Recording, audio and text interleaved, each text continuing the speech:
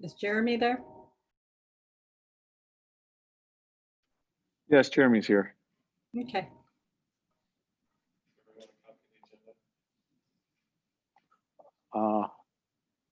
Just a second. As soon as I get on the internet, I think I'll have it. So There's Jeremy.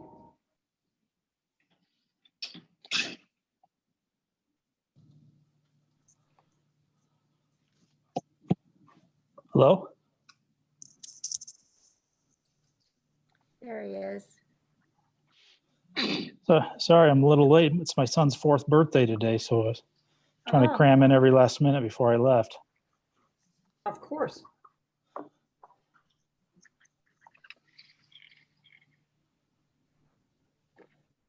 we're going to try to make this a quick meeting tonight, Jeremy, so we can get home.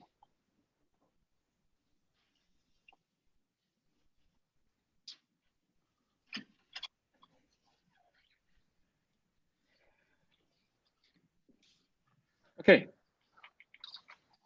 We're going to call the meeting to order. And as soon as Mitch sits down, he'll do the roll call vote, or roll call attendance.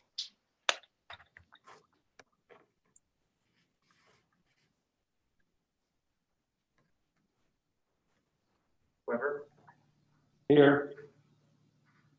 Nystrom, Here. let me hear Yeah. her. Steven, Here. Richard, Here. Malhouse, Here. Okay, on the agenda here, we do not have approving the agenda, but we're gonna eliminate item number 2, 2.02, so we're just gonna have 2 items on the agenda. Is there most to approve the agenda as modified? So moved. Is there a second?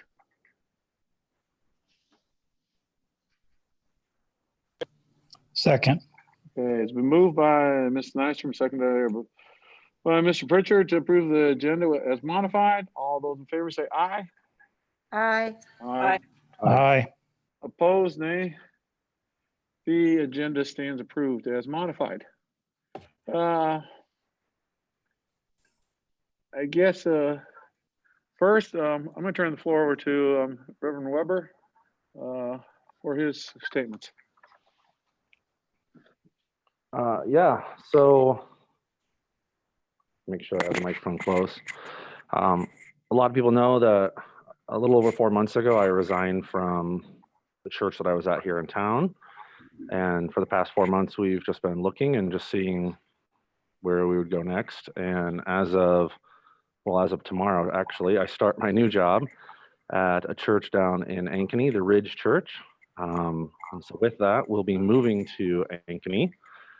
Just accepted an offer on a house in the Ankeny School District. So with that, I can no longer be on the Boone School Board. So tonight will be me submitting my resignation for approval. So. Well, congratulations on your new job. Yes. First, congratulations on your new job. We're going to miss you on the board. You've only been on a short time, but contributed quite a bit. Really do appreciate it. Now, the email you sent yesterday listed September 25th as your last day. So you'll actually have one more board meeting. September 14th, I believe it is. Yes. So, okay. Just real briefly, let me tell people what's going to happen now.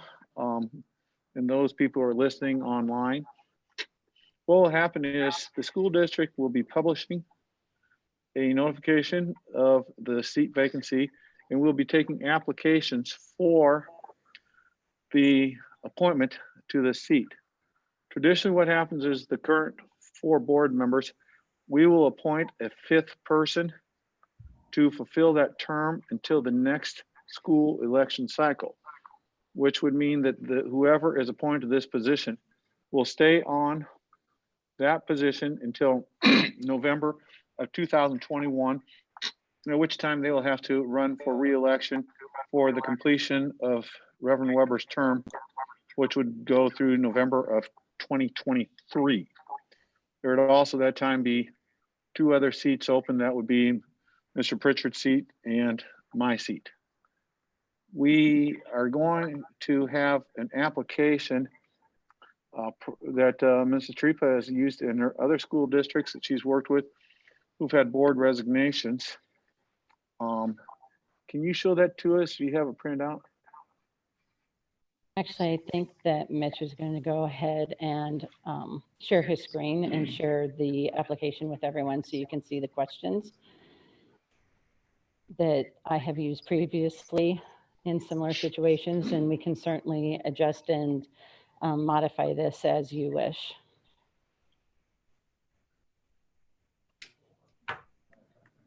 So go ahead. So do you want me to just go through each of the? Okay, so the board questionnaire just starts with the email address, but also why they're interested in serving on the school board. That's something that I think all of you, when you run, you share that with all of the constituents, what your interest is in serving on the school board, what you see as the role of a school board member. Let me just scroll down. Okay. Sharing any experiences they might have that would help them be an effective school board member. As a board member, you'll be asked to make decisions where you may have to put aside your own interests or friends' interests and do what's best for the students in the district. And what does that mean to you? After review and discussion on significant issues, the board operates as a majority vote. When the majority vote is different from your position, how would you manage the situation? How do you view the relationship between the Board of Education and the administration and staff? Identify a board decision that you felt strongly about and describe how you would balance community concerns, student needs, state and federal law, and staff considerations. The Board of Education meets once a month, but there may be special board meetings and a significant amount of reading required of you as a board member. So how will you fit this into your schedule? Describe your response if a parent cornered you in the grocery store and asked for your support on a particularly hot issue. And list any conflict of interest you could have while serving on the Board of Education. And the last one that I've had in the past is, if appointed by the board, would you seek re-election when the appointment expires? So those are just the ones that I've utilized in the past, but hopefully you can share your thoughts and how you'd like to modify that application process at this time. Thoughts from any other board members? One thing that may be worth clarifying right from the start is something I just learned from Dr. Melhouse is the length of the term that they'd be serving. I think a lot of people will assume that they would serve in Joey's spot until his time was set to expire, which would be 3 years from now, right? Rather than 1 year where they'd have to run for re-election. So I think it's important that we make that abundantly clear up front so that there's no confusion in 1 year's time when they're asked to, when they're basically told their term is up and they have to run for re-election for what would eventually just be another 2 years rather than a normal 4-year spot. That's a very good idea, Jeremy. Yep. And that's, I believe that is the correct law on that, though, is from what I read. That is correct. That's what happens in all of these cases. So I would agree with you that we need to make that abundantly clear, because I don't think that that would be something that would come to someone's mind when they first see this opening. Yeah, I So put we that can right at put the that top at of the this top. document. Yes, we can do that. The other concern I have is, do we need to have something about if they would be able to come in for the live board meetings in this time of COVID? Since right now we are able to have a majority present with Joey being here. And when we lose him, if we have 3 online, we would not have a majority, and we'd have some problems with appearance.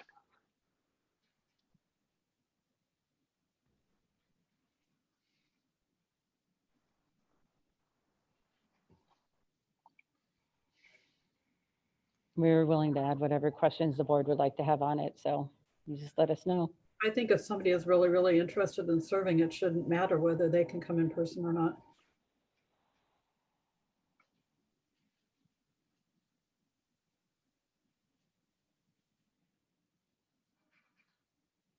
I mean, really, Brian, we already have that concern aired in public.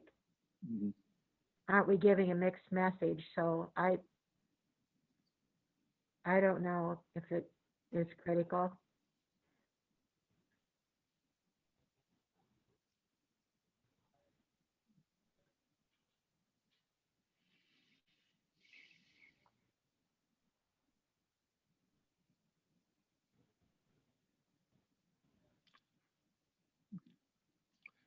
Okay.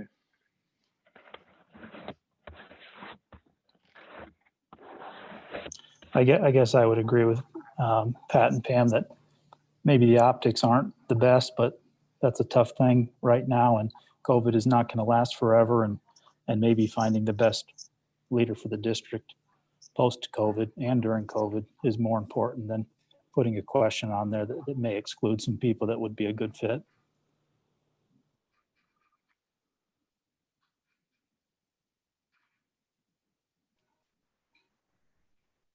I move to accept the application with the addition of the explanation of the length of the term to this document. I'll second that.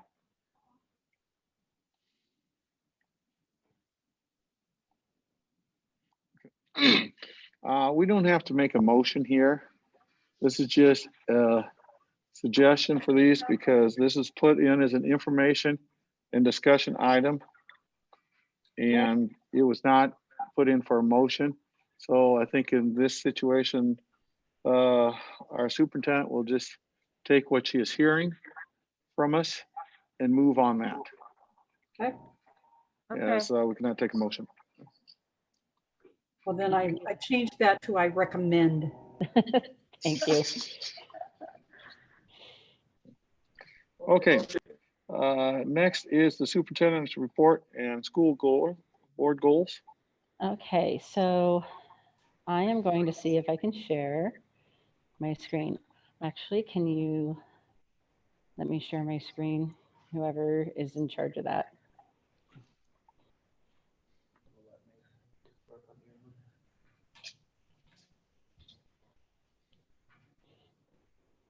Actually, you know what? Yeah, because I need to be able to share the activity. So thank you.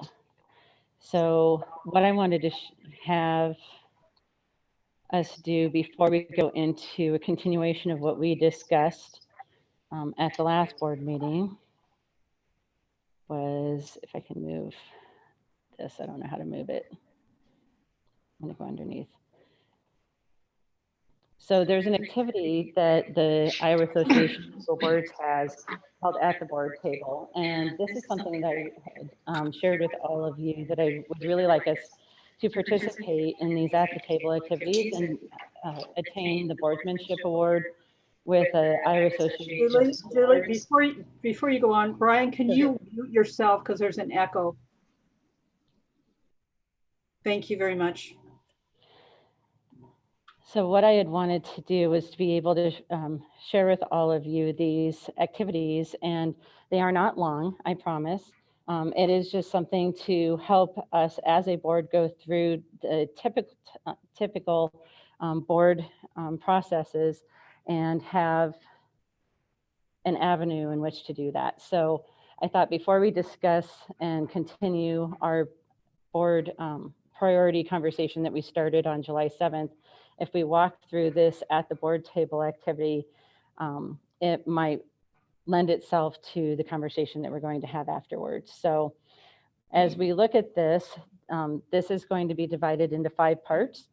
So we'll have a let's imagine situation on prioritizing funds, something that you guys do all the time in prioritizing your priorities as board members. We'll have your responses. We'll talk about the reasons. We'll have my response. And then we'll be able to proceed with the rest of the activities. So essentially, we're going to be discussing what the district's main priorities are from the perspective of each and every one of you at the board table. Why do we do this? We do this because there is a limited amount of time for board work, and you cannot possibly learn everything about and provide support for absolutely everything. So an important part of board leadership is to provide focus and direction for the district work.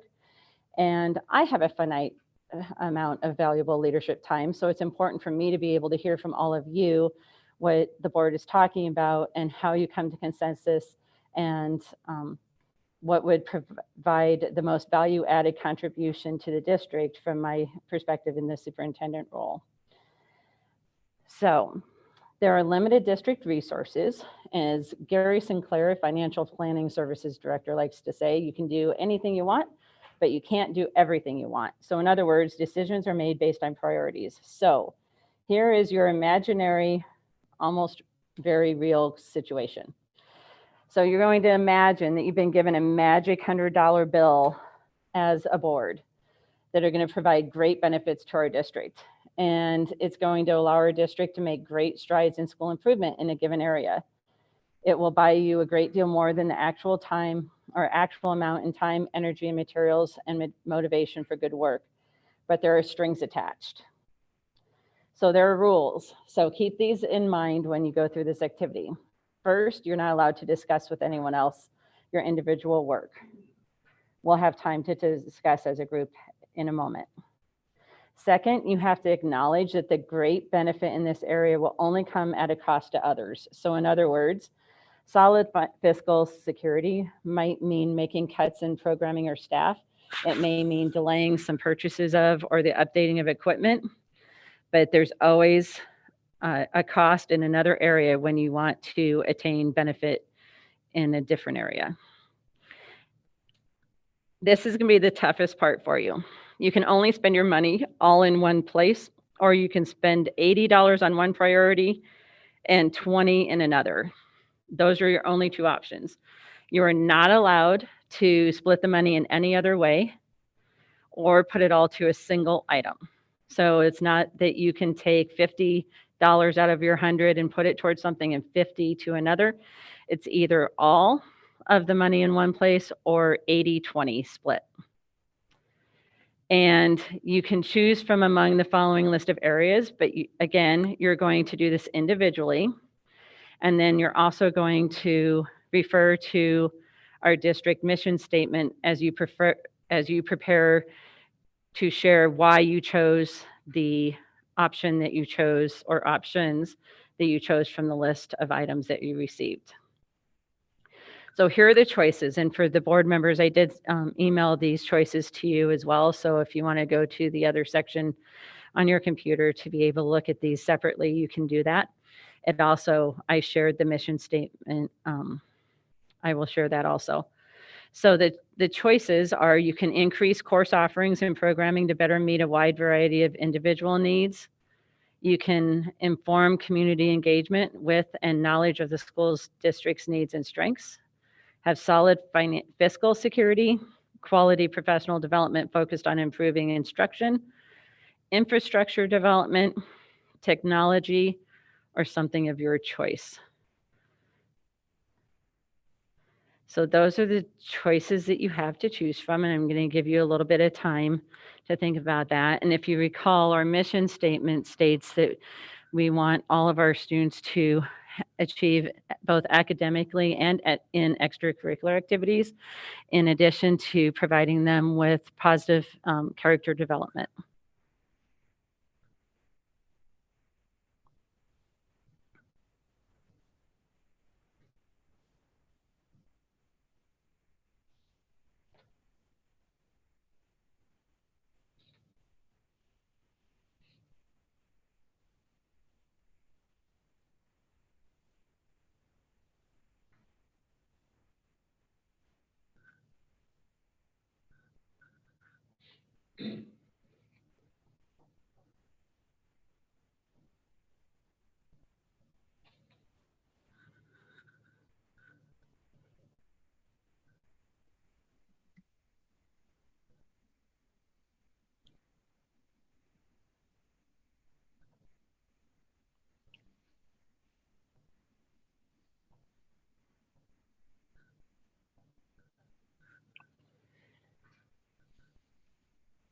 Is everyone ready with a response? Thank you. we're going to go around the room here. We're going to start with Reverend Weber, and then Pam and Pat, Jeremy, and then myself. We're going to go on basically how long you've been on the board. So since Reverend Weber's here, he gets to go first, then the two ladies. Because I can't see him on the screen. I'm hoping that they're ready, but he looks like he's ready.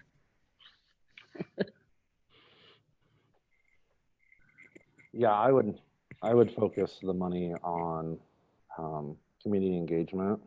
And the reason for that is I just feel that in order to accomplish what we need to in the community, we need the community support behind us. You know, we need to pass bonds, and we need to get people supporting us at activities and extracurriculars, and just knowledge of what's going on in the district. And so I would focus that extra towards the informed community engagement.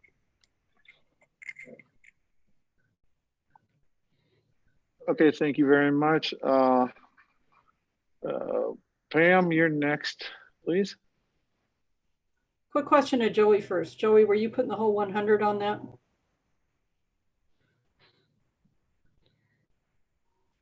Yes.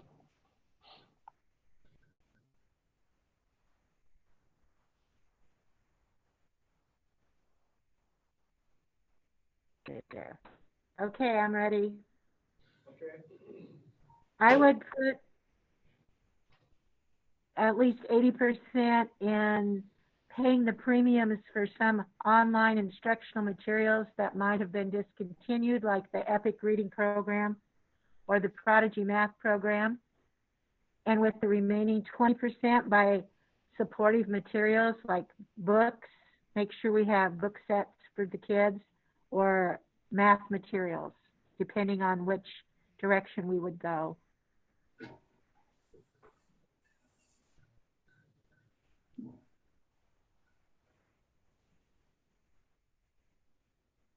Okay, thank you very much, Dr. Nystrom. And now, Mr. Stephen, you're next. This is really difficult, Julie. So I wasn't sure if the infrastructure was the building or the communication was getting for the building. So I was debating about, so I put the infrastructure as, I guess, 80%, and then increasing because of the new building and the one that we want to do, and the increasing course offerings as 20, just because we do need to grow the Critic Ed and the EDGE program and all of those programs, and offer things for our at-risk students as well as our Excel students, making sure that we have everything for them. So that's where I did it.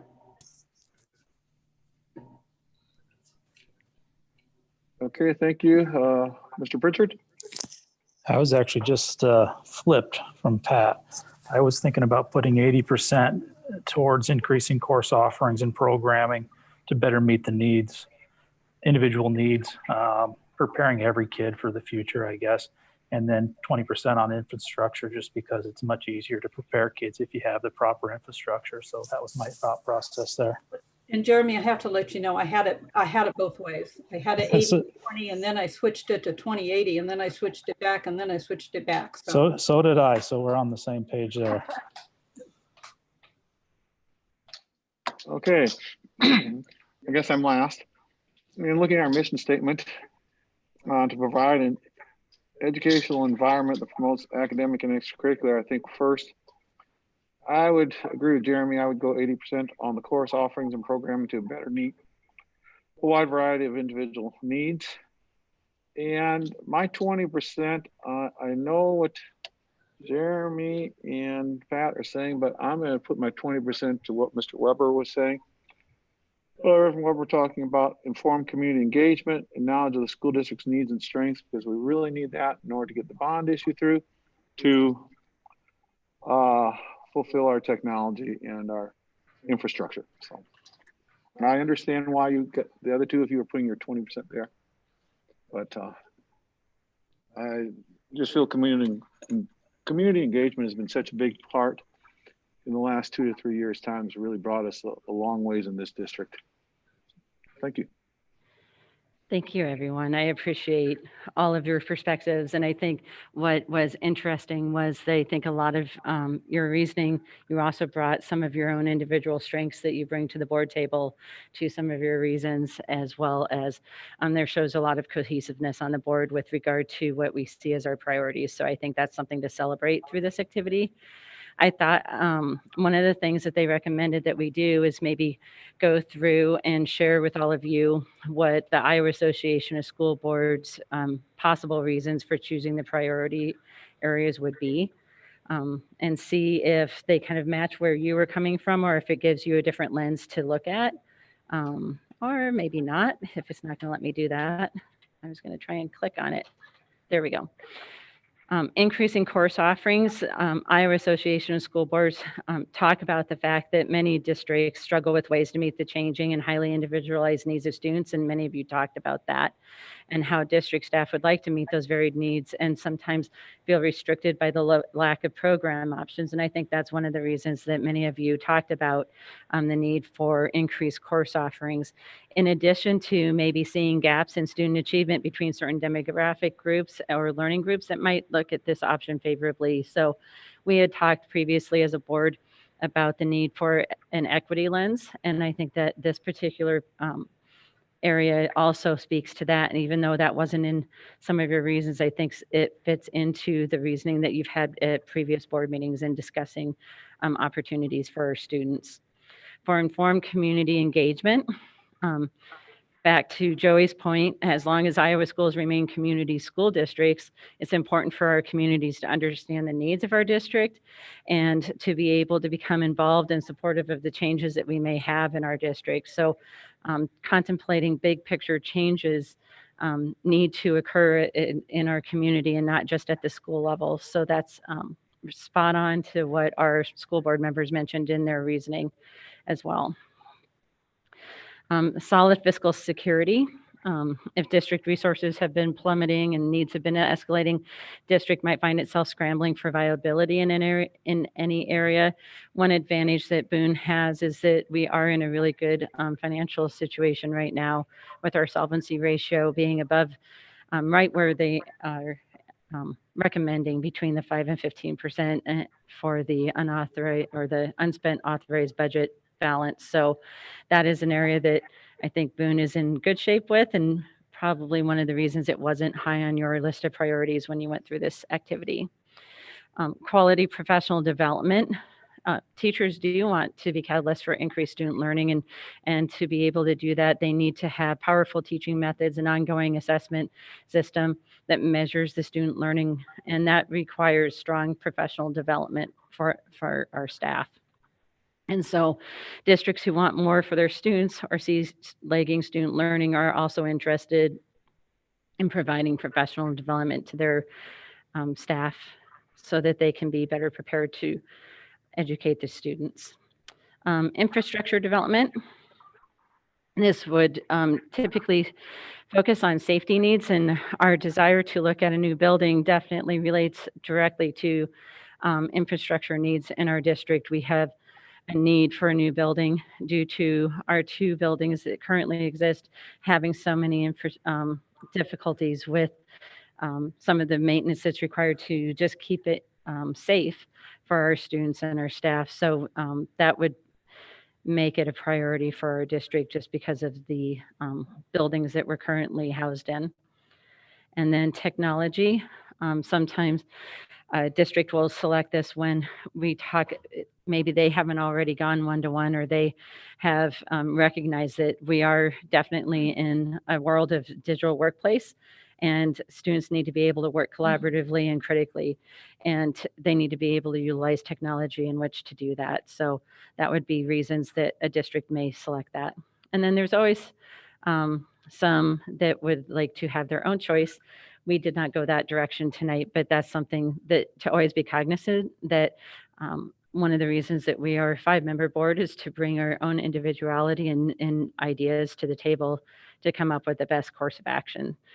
And so I kind of already shared with you my response. I think that your answers reflected cohesiveness on the board. And I also see that you bring your strengths to your answers. The strengths that you bring to the board came through in your answers.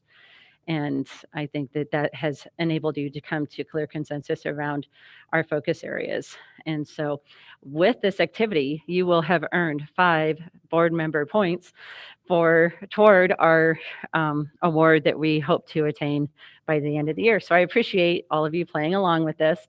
And I do think that as we get into some other topics that maybe you are not as familiar with, it might prove to be a really nice opportunity for professional development for the board and board development.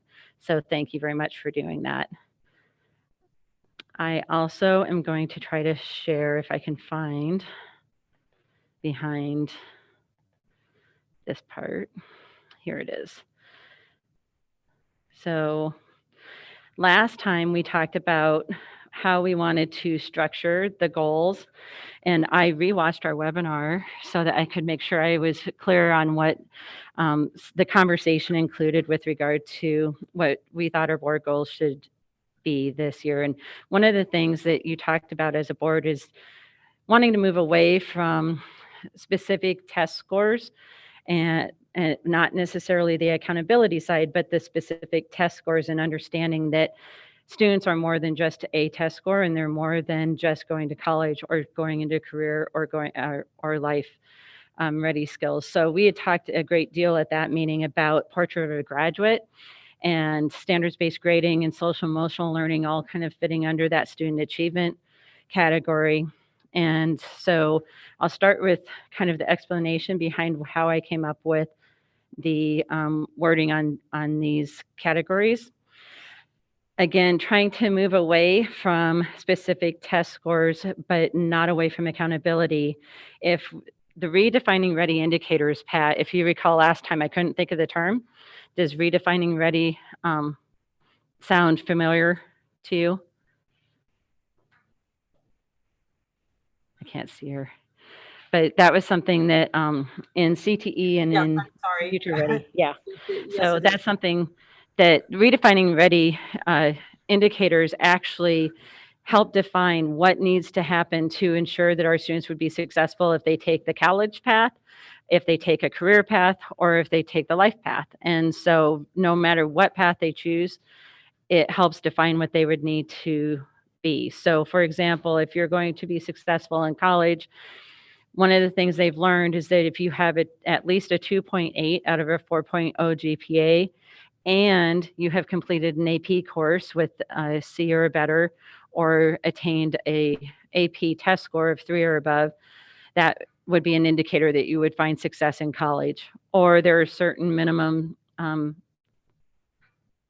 scores that you would attain on an SAT or ACT score test that would indicate success. And then I pointed out to our staff today that there are other indicators academically that would indicate success in college. And one of them being that if you have a class beyond Algebra 2 in math, or you take a math class your senior year, you're more likely to be successful in college.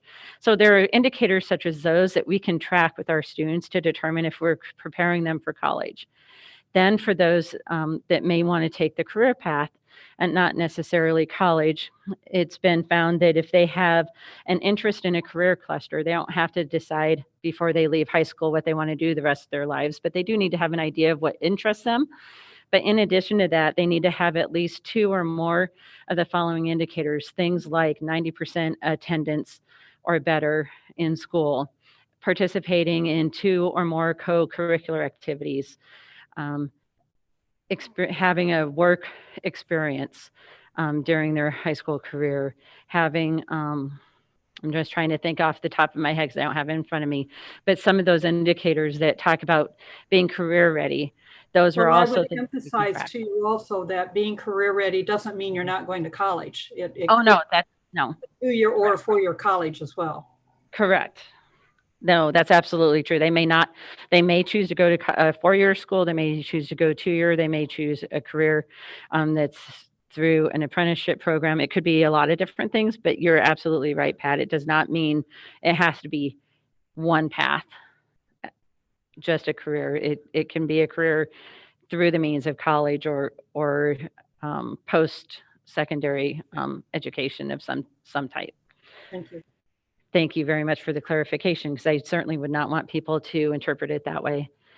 And then also the life ready skills are just providing students with those strategies for social and emotional health, being able to persevere and have some grit when there are challenges that come their way, being able to dream big and succeed.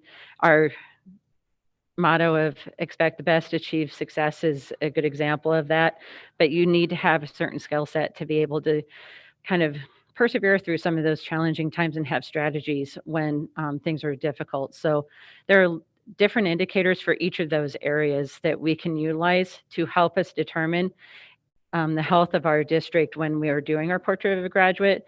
So that's why I selected that particular one, because it really will serve as kind of a beacon for us to continue, because each and every student that goes through our system would need to be able to follow any path that they may choose. And so they need to be able to demonstrate those skill sets before they leave Boone Community Schools.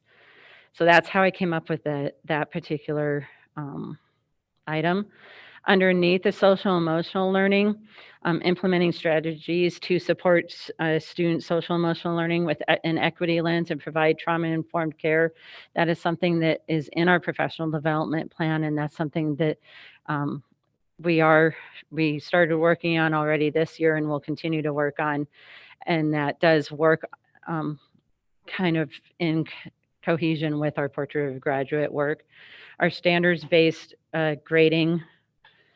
Our pre-K 8 teachers will need to be trained in the proficiency scales and defining mastery, where our 9 through 12 teachers will focus more on defining and implementing the standards-based grading practices. They're just a little bit ahead with regard to those strategies and understandings. And then portrait of a graduate, all I had down for this particular year is simply developing and adopting the portrait of a graduate. I think that will be a lofty goal in and of itself. There is a lot more to do with it beyond just that. That's a beginning point. But given everything that we have going on this year with the pandemic and other items, I think that if we can accomplish that, that will be something of success. So that, based on our conversation that we had last time, that's what I came up with, student achievement. So before I go into the next categories, do you have any questions or suggestions or comments? I kind of heard in the portrait of the grad, our goal was to actually have that image completed by the end of the year. Mhm. My question is, what do we use as evidence or a solid number or something to say we either succeeded or did not succeed with the first two bullet points? So we need to determine which assessment we would like to utilize for the social emotional learning. We haven't decided upon the assessment that we think would be best at this point. So that's why I don't have that in there, because there are a variety of options with that. With the standards-based grading, the 9 through 12, it will be easy to see because they're going to be utilizing the grading practices every time we have a grading period. And then pre-K 8 teachers, we will be able to have physical proficiency skills that they will be able to produce, as well as mastery Okay. for each of those areas that they are going to have to define. So we'll have concrete examples of those Okay, to be okay. able to determine whether we've accomplished that or not. Okay, okay. Okay, thank you. Other questions?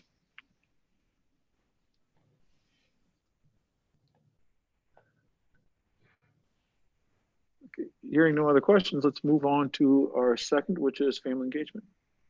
So what I did with the family engagement, and it said family engagement and I believe promotion before, and changed it to communication because our conversation on July 7th was about the need to continue the communication. We had felt we had made a lot of progress in being able to share with our community the positive actions that were occurring in the district, but we didn't want to lose the communication side of it. And we want to make sure that it's not just one-way communication where we're giving information out to our community, but that we are also receiving communication from our community and engagement with them, whether it be with parents, which would be the family engagement side. So you'll see essentially the piece that I changed was at the end, I just said that we would be promoting two-way communication instead of promoting just the district in general, that we're promoting the two-way communication between staff and parents. That yes, we need to communicate with parents, but we also need to have ways where they can communicate with us as well. And for us to be able to demonstrate that we have heard what they have to share with us and continue that communication throughout the year and take action based on that. And then the community engagement, I incorporated the portrait of a graduate work because portrait of a graduate is going to include numerous community members, members from different churches, members from different social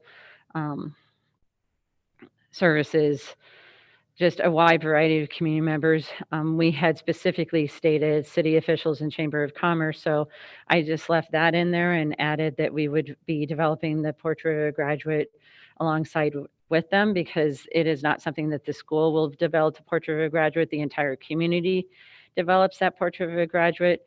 And in addition to ongoing two-way communication, again, I think we need to move past just one-way communication where we're communicating what we're doing. But instead, not only do we communicate that, but also enlist others' opinions and share that we are here to listen as well. So that's something that I changed for the community and family. We actually said communication instead of engagement. Okay, questions on this level, family engagement and communications.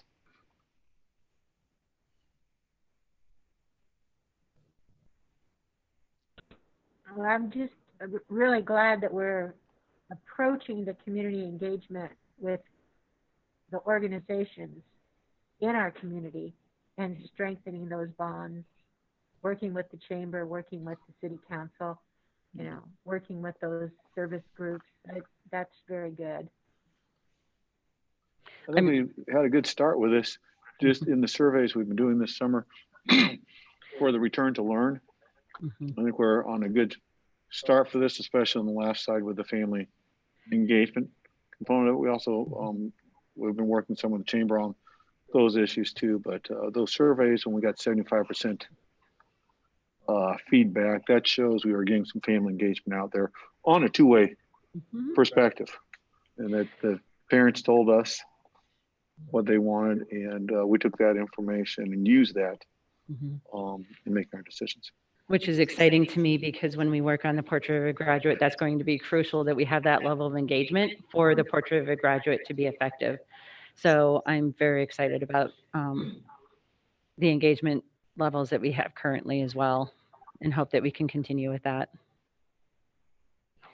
And then I didn't touch number 3 because I feel that all of those still apply. So I kept it with facilities and budget management. We do need to build a new elementary school that replaces Lincoln and Page elementary schools while maintaining a positive fiscal position. That has not changed. We do need to continue to work with the city to secure the land for the new elementary school with the road. We do need to continue to work with the city and community to determine the elementary needs. All of everything that we had listed that has been delayed due to our recent health pandemic, these needs did not go away with the pandemic. So I left those as is. Yeah, I think in those areas we have made some progress this past 12 months. The land acquisition, and probably the most progress we've made. We're not quite there, but we're getting closer. Elementary configuration, that type of thing. It's hopefully we can get to that this fall or spring, along with getting the bond issue successfully floated, and Fortunately, with Mr. Lewis's management and Paulette before him, our district is in solid footings as far as finances. This can always change with the stroke of a pen down in the Capitol building, but there's a whole lot of people below us that have more problems than we do. So hopefully we would fall gently if that were to happen. I'll entertain any thoughts from any other board members. This is only for discussion. We're going to finalize these at our meeting in 2 weeks' time. We just want to make sure the board had a chance to listen, and Mr. Trupa had a chance to listen to us, comments, suggestions. If you don't think of something now, but you think of it later, please let Julie know so she can incorporate that. We can discuss those final changes at our meeting in 2 weeks' time. I think Julie did Any a other good job thoughts, of incorporating. Pat, Pam? This is Pat. Yep. I think Julie did a good job of incorporating all the comments that we had at our July meeting talking about these. She did a great job. I think these are great. Thank you, Pat. Pam, comments? Yeah, I concur. This is a pretty reasonable set of goals, and I think they're clear. You know, I think they're well defined, and they get away from test scores. We're never Gentlemen? going to get away from those completely, but I think this helps us really have a better vision for our kids and our families. And I think that the community will be very interested in the idea of, you know, a portrait of a graduate, because it encompasses so many things that parents want for their kids. It's just not getting through coursework. It's much more. I think that's very true. You have to look too. A lot of schools and colleges are going away from ACT and other testing. I know Grinnell College is making that optional to take the ACT or the other tests as opposed to just applying and interviewing and looking at your high school graduation portrait. So if Grinnell's going to be doing that, I'm sure state universities and other colleges are going to be catching up at some point in time too. And some of the colleges are having to do it because trying to get the SATs and the ACT test done this year has been somewhat of a nightmare because all the tests got canceled in the spring, and even the summer ones, there were very few test sites. And from what my wife informs me, even the September test sites are going to be very limited. For those who don't know, my wife is one of the people that administers the test out at DMAC. A question just came through about graduation requirements, and I think our course, you know, credits is a guideline, but that the quality and you know, the different courses that kids will be able to take in those required number of credits is expanding and is much richer.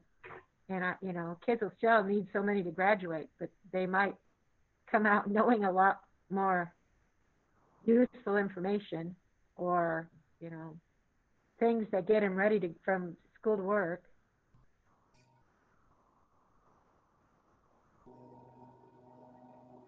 Okay, I'd like to thank Julie for all of her hard work. I agree with what Pat has said. This is an excellent summary.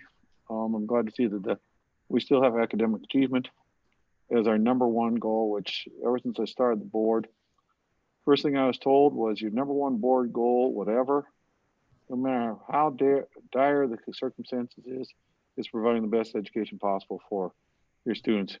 Your budget, community relations, everything is second to those academic achievements. So that's what we're here for. So if I don't hear anything else, I'll entertain a motion for adjournment with our next meeting being in 2 weeks' time.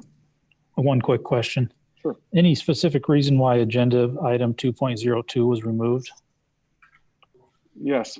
Yes, our Iowa Association of School Boards called us and advised us that because we have no oversight authority over the topic, that we should not have that as an action item.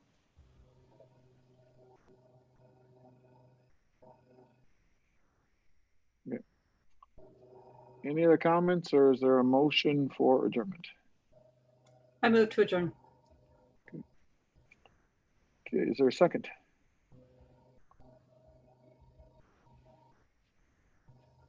Second. Okay, it's been moved by Ms. Stevens, seconded by Reverend Weber to adjourn the meeting. All those in favor say aye. Aye. Opposed? The meeting is adjourned. Thank you very much, and we'll see you folks in 2 weeks. Thank you.